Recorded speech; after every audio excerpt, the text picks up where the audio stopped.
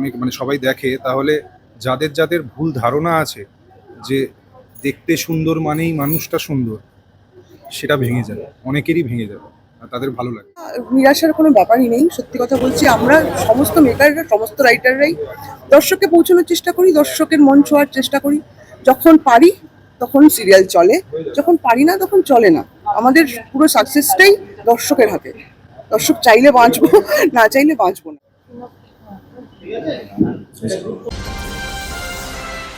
দারুণ লেগেছে। আমি যখন অল্প বিস্তর জানতে পেরেছিলাম গল্পটা, তো আমার দারুণ লেগেছিল। আর বয়স নিয়ে আমি কোনোদিনও কিছু ভাবিনি, এখনো ভাবছি না।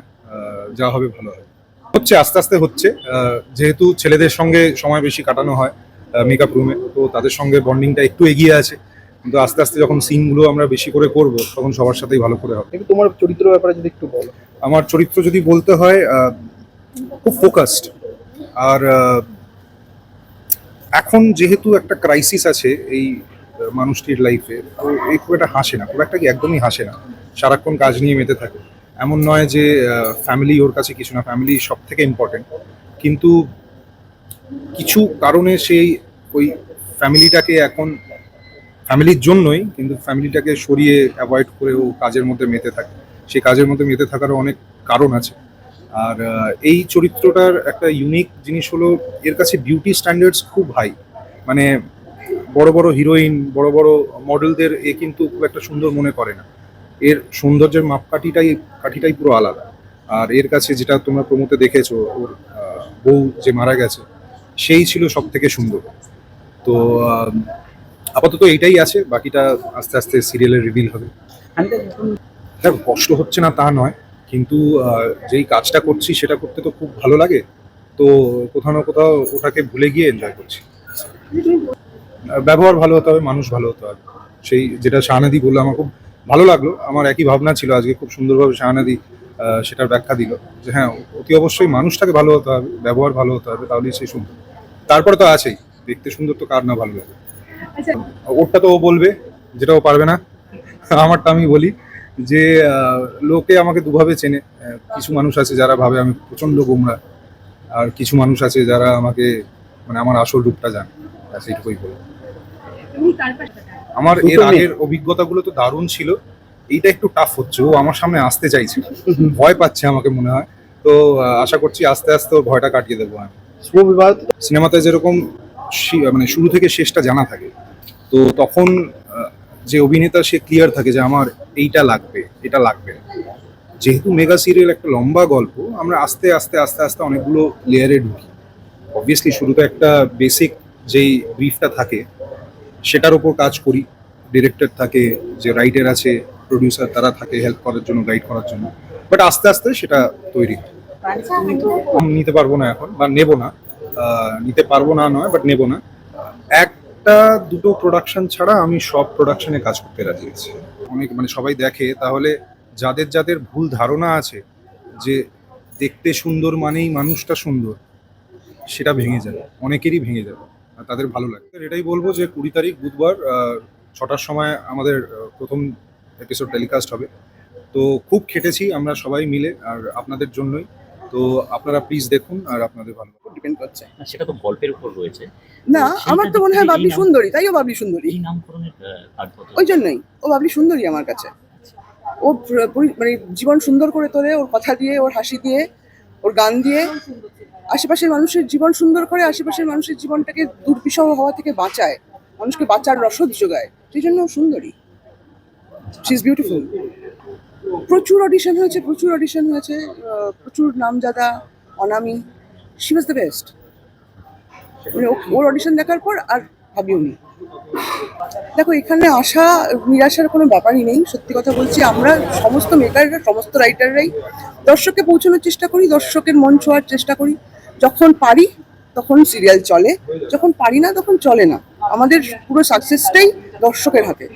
দর্শক চাইলে বাঁচবো, না চাইলে বাঁচবো না। তো সুতরাং সেই জায়গা থেকে যদি ভালো না লাগে 3 মাসে বন্ধ হবে, যদি ভালো লাগে তা চলবে, হোয়াটএভার, মানে সবটাই ওনাদের হাতে। আমি চিরকাল গল্পেই প্রায়োরিটি দিয়েছি, যেটা দর্শকের মন ছুঁয়েছে, বহুকাল চলেছে। আবার এমনও হয়েছে যেটা দর্শকের মন ছোঁয়নি, বন্ধ হয়ে গেছে। আমি গল্পেই থেকেছি, আমি গল্পের বাইরে বেরোইনি। আর দিদি গল্প কারণ আমরা সমস্ত সিরিয়ালে তো সুন্দরীদেরই গল্প দেখি। এত সুন্দরী যে নায়ক মুগ্ধ হয়ে গেল, এত সুন্দরী যে শ্বশুর মশাই শাশুড়ি সবাই একেবারে ধন্য ধন্য করে তাকে বাড়ির বউ করে নিয়ে এলো। কাজের লোক হয়ে ঢুকলেও সে ভয়ঙ্কর সুন্দরী থাকে, বাড়ির বউয়ের থেকে বেশি সুন্দরী থাকে। তো বাকিদের গল্প তো কেউ বলে না। যারা দেখছে তাদের মধ্যে কি সবাই ওই রকম সুন্দরী? নয়, আমরা কেউই নই। আমাদেরও টিপ করতে হয়, কাজল করতে হয়, পরে সুন্দরী হতে হয়। কেউ সুন্দরী নয়। তো সেই যে আমরা আমাদের মধ্যে যারা সাধারণ, তাদের গল্প কে বলবে? এই সাধারণের মধ্যেও তো আমরা অসাধারণ হয়ে উঠি। সেই অসাধারণ হয়ে ওঠার গল্পটাকে বলতে হবে কাউকে, শুধু সুন্দরীদের গল্প বললে তো চলবে না। মানে কি বলবো, অর্ধেক গল্প তখন বলেছিলাম, প্রথম দিকটা এখন বলি। সেটা হচ্ছে যে যে শব্দটা এখন সব তোমাদের প্রত্যেকের মুখে মুখে ঘুরে, আমি শিওর, বড্ড চাপে আছি ভাই, এখন ফোন করিস না। বড্ড স্ট্রেসে আছি ভাই, খাওয়া দাওয়ার সময় নেই। সবাই না, আমরা প্রত্যেক যে যে প্রফেশনেই থাকি সবাই ভয়ঙ্কর স্ট্রেসে আছি। আমরা সবসময় শুধু স্ট্রেস আর টেনশন আর চাপে আছি ভাই, এই তো বলে যাচ্ছি সারাদিন ধরে। যখন প্রচন্ড চাপে থাকি, যখন মনে হয় চারদিক থেকে গোলাগুলি ছুটে আসছে প্রায় মাথার মধ্যে, যে এত চিন্তা কি করে, তখন মোবাইল অটোমেটিক্যালি না আমি স্ক্রল করতে শুরু করি। রিল আসে একটার পর একটা, কেউ না কেউ হাসাচ্ছে। আমার আনন্দ সেই মুহূর্তে যদি ওই একটা মুহূর্ত ভুলে যাই কি নিয়ে ভাবছিলাম, হেসে নিই একটু, তারপর আবার মনে পড়ে এই রে ওটা নিয়ে ভাবতে ভুলে গেছি। তো ওটা থেকেই আমার মনে হয়েছিল যে এত চাপে আছি ভাইটা কি কমানো যায়। মানে বিনায়ক তো ওরকমই একটা চরিত্র, যে বউ মারা গেছে সেই দুঃখটাকে এত বড় করে ফেলেছে জীবনে, যে আর কিছু অ্যাজ এক্সিস্ট করে না। কোনো কিছু, কোনো সম্পর্ক, কোনো ভালোত্ব, কোনো আনন্দে হাসলে না ওর গিল্ট ফিলিং হয়, যে বউ হয়তো ভাবছে স্বর্গ থেকে যে আমি, সে চলে গেছে তবুও আমি হাসতে পারছি, তবুও আমি আনন্দে আছি, সেই ভয় আরো হাসে না। তো ওটাই আমার মনে হয়েছিল যে আমাদের এই যে প্রাত্যহিক জীবনের স্ট্রেসটাকে কিছুভাবে একটা তো কমব্যাট করতে হবে। What is that? That is laughter, আর কিচ্ছু না। শুধুমাত্র হাসি দিয়ে আমরা কমব্যাট করতে পারি। হাসি একমাত্র ওষুধ, ওয়েপন, হোয়াট এভার ইউজ। তো সেই জায়গা থেকে আমার মনে হয়েছিল যে একটা আমার যদি প্রোটাগনিস্ট তৈরি করি, যে দর্শককে তার গল্পের মধ্যে দিয়ে এটাই বোঝাবে যে হাসুন, দুঃখকে নিয়েও হাসুন। মানে আমি তো খুব বেটে, আমি যখন ছোটবেলায় স্কুলে ছিলাম তখন আমি দরজার চিটকিনি নাগাল পেতাম না, আর আমি বেটে বলে সবাই আমায় নিয়ে হাসাহাসি করতো। তো তখন না আমি ডিফেন্স মেকানিজমে নিজেও নিজেকে নিয়ে হাসাহাসি করতাম। তো সেইটা আমার কোথাও ছোটবেলা থেকে আমার ভেতরে রয়ে গেছে, আমি এখনো সেটা করে থাকি। যখন কেউ আমার যেগুলো দুর্বলতা, সেগুলো নিয়ে আমি সব থেকে বেশি হাসি লোকে হাসার থেকে। তো ওইটা বাবলিরও আছে, ওই কোয়ালিটিটা আমি বাবলিকেও দিয়েছি। বাবলি যখনই কোনো প্রোগ্রাম করে বা কোনো ইয়ে করে, ও নিজেকে নিয়ে হাসে, অন্য কাউকে নিয়ে হাসে না। ও নিজেকে নিয়ে হাসে, নিজেকে নিয়ে এমন হাসির কথা বলে যে লোকে হাসে। তাতে ওর দর্শকরা বোঝে যে আচ্ছা, নিজের দুঃখ নিয়ে হাসাহাসি করা যায়। তাহলে নিজের দুঃখটাকে অত পাহাড় প্রমাণ করে না দেখে তাই নিয়ে মজা করে উড়িয়ে দেওয়া যায়। যেই মুহূর্তে আমি আমার দুঃখটা নিয়ে হাসবো, সেই মুহূর্তে আমার দুঃখটা একটু হলেও লাঘব হয়ে যাবে, কমে যাবে। সেটাই বাবলি শেখায়। আমাদের ভিডিও ভালো লাগলে লাইক এবং শেয়ার করুন।